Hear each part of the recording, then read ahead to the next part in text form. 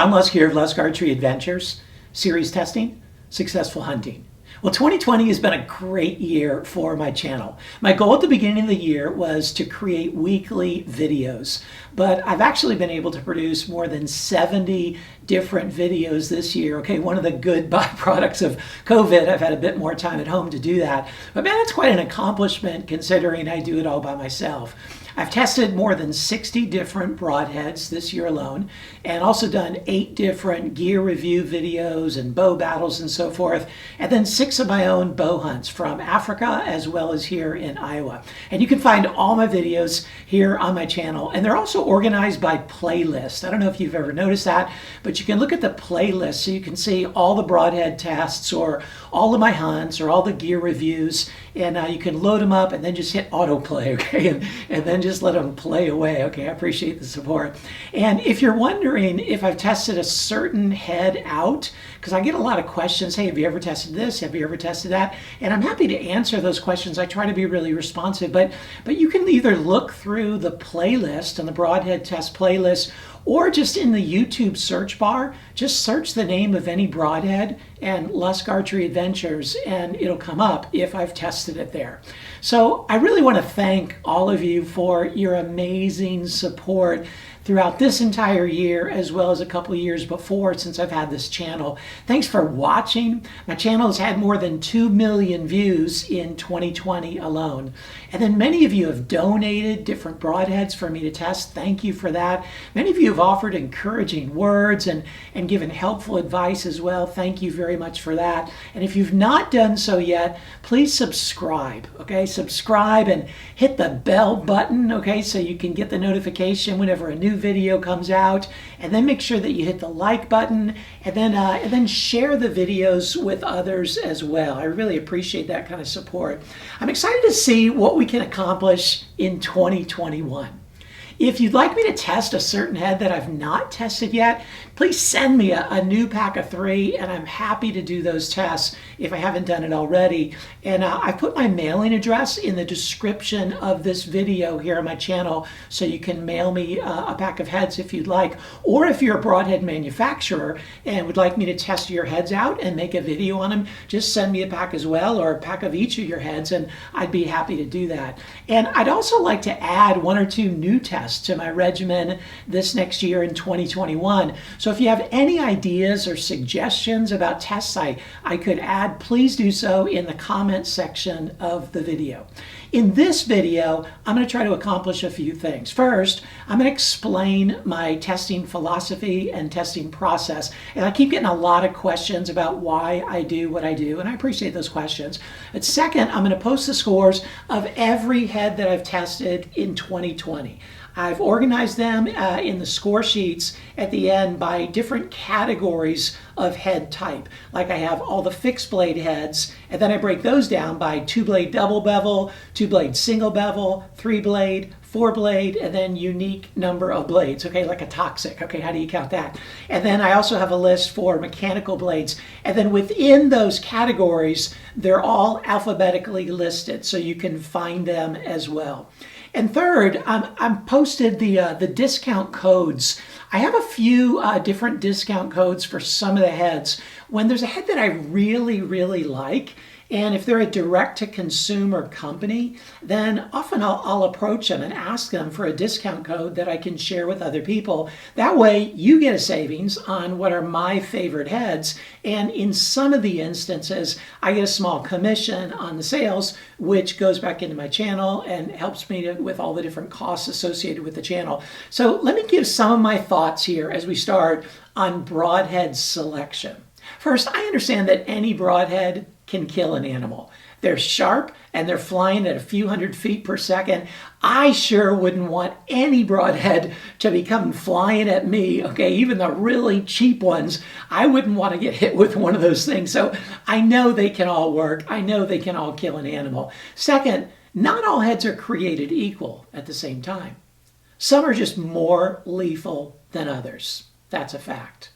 Third, There is no best broadhead. A lot of times I get the question, okay, what's the best broadhead? There is no best broadhead. There's so many different variables to consider, like your bow and arrow setup, the animal you're hunting, and the distance at which you're shooting, and so forth and so on.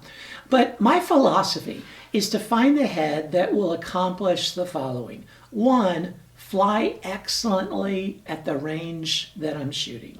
Two, keep intact and hold its edge throughout the entire animal. The more intact a head stays and the more sharp the edge remains, the more effectively it's going to cut tissue all the way through. People say, well, it's a one and done. Well, I don't want a one and done head, not just because I don't want to reuse it. I don't really care about that, but I want it to stay intact the whole way through the animal and really get the job done as effectively as possible. Three, I want that head to give me a great chance at a pass-through on the animal I'm hunting. I want 2 holes, if at all possible, for maximum bloodletting. And then 4, I want that head to have the largest and widest cut possible while still accomplishing the previous three things. So it's got to fly good, okay, it's got to stay intact and keep its edge, and then it's got to give me a great chance at a pass-through, but then I want it to have a really wide cut as well so I can get maximum bloodletting. So the goal of my tests is to provide comparative data points to help you determine which heads will work the best to allow you to reach these various goals. As an engineer, I understand that the tests have got to be as uniform as possible in order to provide comparative data points. Some people ask me to test the heads on animals, and I do as much as I possibly can. I love to hunt. This year I shot 14 different animals with my bow, and a lot of them with different broadheads. But I tested more than 60 different broadheads. I can't shoot them all into animals, okay? And also, shooting into animals or animal parts doesn't provide much comparative value, as bone densities and geometries and impact angles can all vary so much. Okay, so here are the tests that I use. First is the flight test. I spin test each of the heads, and then I shoot a balloon at 70 yards. Pretty kind of basic test, but I just screw the broadhead on, don't do any specific broadhead tuning, and boom, shoot it. And if it readily can pop that balloon, well, they're all going to pop it if they hit it, but if it can readily hit the center of that balloon, then I give it a 10 on a 10-point scale. If not, I lower it accordingly. The next is edge sharpness and edge retention. I use a push paper test across the blade. I just push a little piece of paper across the blade. If it cuts the paper, then it gets a 5 initially, the initial cut.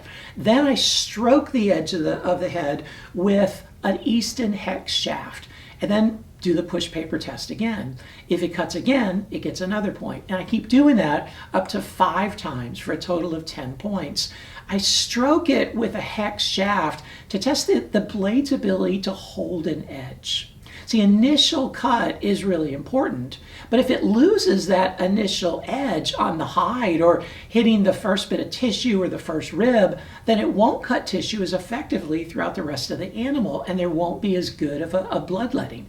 I've tried so many different mediums to test this. I've used antlers, cardboard, I've used hog's skulls, hog's tusks, steel, carpet, MDF, wood. I wanted to get a medium that would reveal the edge retention ability in 5 strokes or less. And for some reason, the Easton hex shaft was perfect for that. I've even used other carbon shafts that don't work as good. So that really kind of separates the heads that keep their edge from the heads that don't really well. And then the next test is the penetration test. So for that, I use 2/3 of rubber, 2/3 inch of rubber foam mat, 1/2 inch of MDF, medium density fiberboard, and then clear ballistics FBI grade gel, okay?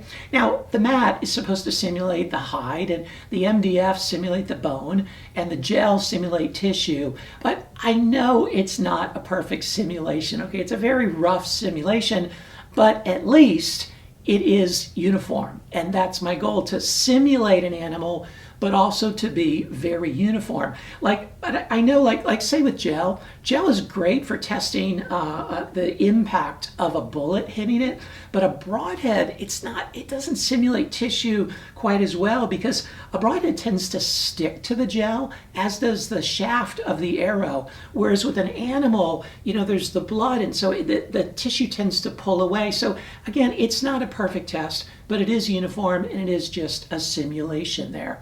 And then what I do is I measure the total cut, measure the total penetration, and then the total cut size of the broadhead, and I multiply the cut size by the depth of penetration to find what I call the total tissue cut, and I record that on the score sheet. See, a smaller head may penetrate more deeply, but it won't cut as much tissue. So this total tissue cut levels the playing field a bit. And then is the durability test. For fixed blade heads, I use 22 gauge steel plate, 5 shots, 2 points per shot with no real damage. Okay, if it blows apart on the first shot, it gets a 0. If it holds up really well, looks pretty much like new by the end, then it gets 10 points. A lot of people comment, well, I've never hunted a deer that has steel plate. Okay, good for you, neither have I. I understand that deer don't wear steel plates, but a joint can actually be even more tough on a head than steel can, as can a bone at certain angles.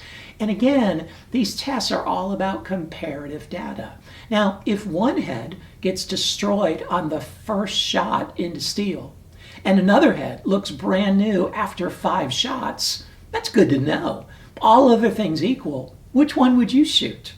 Man, all other things equal, I'd shoot the one that looks brand new after 5 shots through steel, as opposed to the one that just fell apart on the first shot. So it does have some comparative value, and it does give an indication as to the durability of the head. Is it passing through steel necessary in order to use that head? No. Like I said in the beginning, any broadhead can kill an animal, but it is an indication of the durability of the broadhead.